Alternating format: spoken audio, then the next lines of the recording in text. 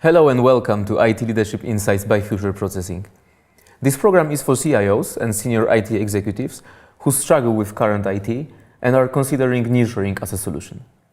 We talk with industry's experts to gain the perspective and insights on how to do IT outsourcing right.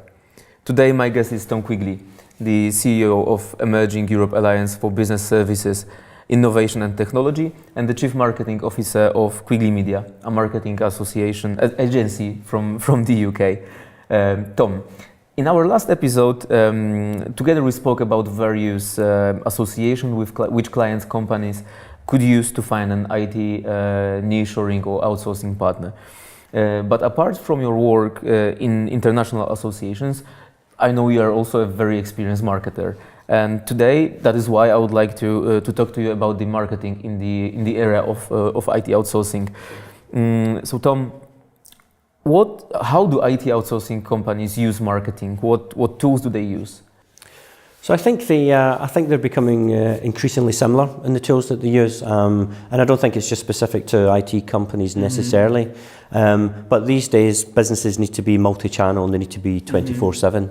They need to be on around the clock. And a lot of IT companies I see deploying those similar tactics. So they go online, they might have print publications, they produce white papers, they produce infographics, they come along to events, they do webinars. So there's lots of different ways that they use to try and engage. And it makes it quite interesting. But I think the problem is that there's very few of them that are truly authentic, and I think that's where they fall down on. Okay, so there's a variety of things that outsourcing companies actually do in terms of marketing, but as with marketing in any other industry, it often shows an exaggerated image of the product service of the company. In advertising or in marketing, everything is covered with sugar frosting. So what are the tricks that companies actually use marketing-wise in the area of IT outsourcing? Well, I've seen a couple of good ones, particularly businesses which operate offshore. All you have to do is go on and look at their website, and you can see that their websites are quite, they've been painted over. They're quite glossy. They make themselves out to be an organisation which is based in New York or the centre of London, and in actual fact when you lift the hood they're actually based in India or in Central and Eastern Europe or something like that. They also typically say that they have access to hundreds of a particular set of skills. And then again, once you take a closer look, quite often there's maybe about 5 or 6 of them, and they're increasingly a kind of startup organisation. And they also like to talk about all the clients that they've had as well. When again, you might find that they've probably only done a very small piece of work, being part of a larger team for that, and they haven't fully delivered a full piece. So. There's this whole impression they are creating, but in fact they are only like 3 students in a garage. Yeah, indeed. But what about the later stages of cooperation? Say companies that promise to agree to everything without objecting, but saying they can do anything, but actually they can. Do you also came along this kind of things? Well, I think that's where they fall down, and by then a lot of money has been spent, a lot of effort has been put into it, and a lot of time has been wasted. That used to be the case in countries like India, who culturally they didn't like to say no to things, and they liked to overpromise, but quite often they under-delivered. I think you're going to go a lot further by being authentic and talking about what you actually can do, and then make sure that you do deliver off the back of it. I've seen so many companies fall by the wayside because of that, and their reputations have been damaged irreparably. I've also heard that often you speak or negotiate with the big fish or are discussing senior programmers for the project, but at the end of the day you end up with juniors only and never to see the big boss again. Yeah. I've heard of that happening as well, and it's very difficult for an organisation, for the end user, to be able to spot that up front. There's usually somebody fairly senior who comes in at the beginning, and then somewhere along the relationship timeline they disappear, and then you're left with fairly junior people. So how do you spot all of these, marketing tips or marketing tricks up front? How do you deal with this? How do you mitigate?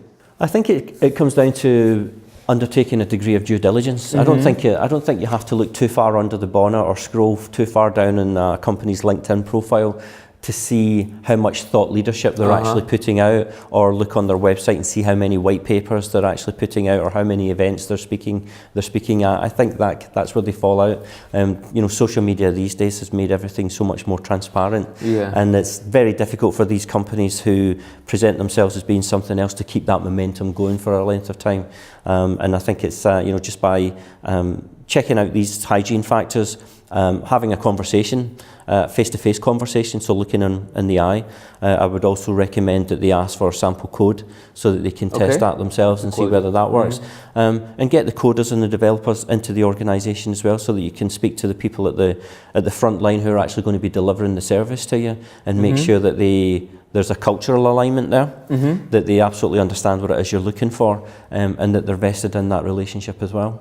What about visiting them or checking out the reviews on Clutch, or contacting the previous customers? Yeah, absolutely. I mean, I think what I've seen some IT companies actually do is they've started to create their own IT academies of end users, where they use that as a platform to share knowledge and expertise, but they also give these businesses the opportunity to talk to each other about the services that the service provider is providing for them, and that can be a very, very strong advocate for you.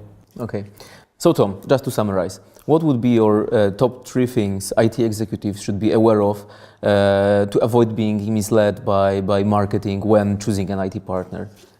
I think there's probably a lot more than 3 that they could probably look to deploy, and I think the first one is around exercising a degree of due diligence.